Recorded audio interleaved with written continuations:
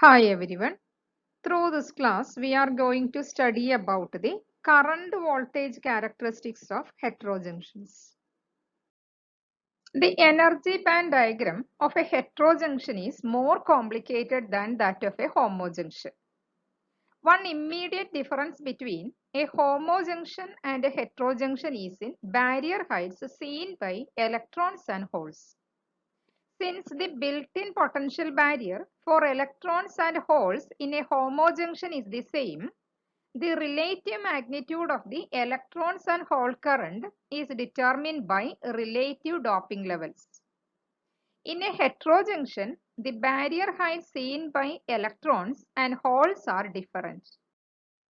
In ideal energy band diagram of N capital P heterojunction, we can see that the depletion region width in this P region, that is XP, which is greater than that in this N region. The barrier height for electrons in this case is larger than that for holes. So, we would expect the current due to electrons to be small compared to that of hole current. If the barrier height for electrons is zero point 0.2 electron volt larger than that for holes, the electron current will be approximately a factor of 10 raised to 4 smaller than the hole current. Here we assume that all the other parameters are equal. The opposite situation exists for capital and small p heterojunction. Here, the barrier height seen by holes is greater compared to that of electrons. The conduction band edge in small and capital P heterojunction and the valence band edge in capital and small p heterojunction are somewhat similar to that of a rectifying metal semiconductor contact. So, on the basis of the thermionic emission of carriers over the barrier for heterojunction, the current voltage relationship is J equal to A star T square exponential EW divided by KT, where A star is called the effective Richardson constant for thermionic emission and EW the effective barrier height.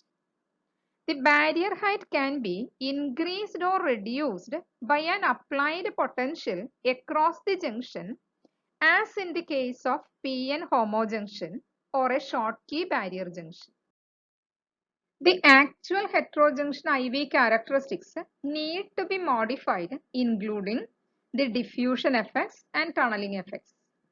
Another complicating factor is that the effective mass of a carrier changes from one side of the junction to the another. So, the actual derivation of the IV relationship of the heterojunction is complex. But the general form of IV equation is similar to that of Schottky barrier diode and is generally dominated by one type of carrier. Let us do one problem. Our problem is determine delta EC, delta EV and VBI for an N-type germanium to P-type gallium arsenide heterojunction using the electron affinity rule.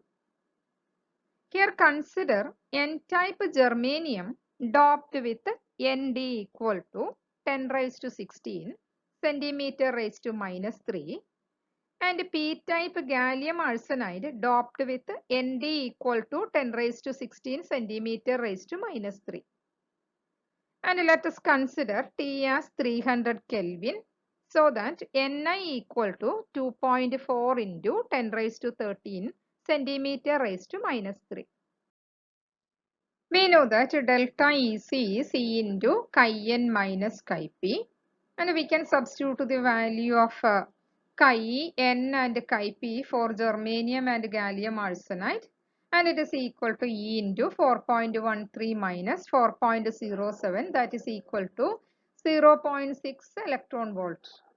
And delta EV is delta EG minus delta EC, and delta EG is EGP minus EGN, that is equal to 1.43 minus 0.67, that minus our delta EC, that is equal to 0.06. So it is equal to 0.7 electron volt.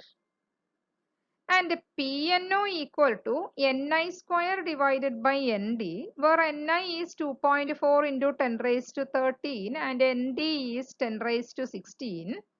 So it is equal to 5.76 into 10 raised to 10 centimeter raised to minus 3.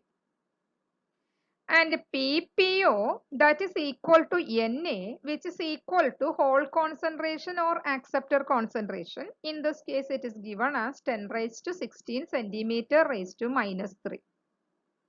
And effective density states function of N and P materials are 6 into 10 raised to 18 and 7 into 10 raised to 18 respectively.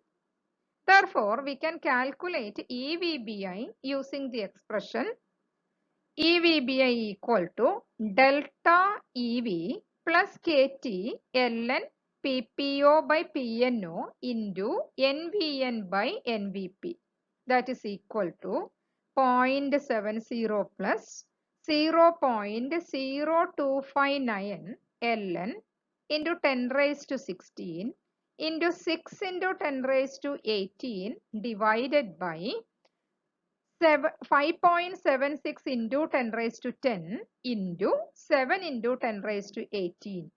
Here KT, value of KT at a temperature 300 Kelvin, it is 0.0259. So from this we can calculate VBI. It is found to be approximately equal to 1 volt.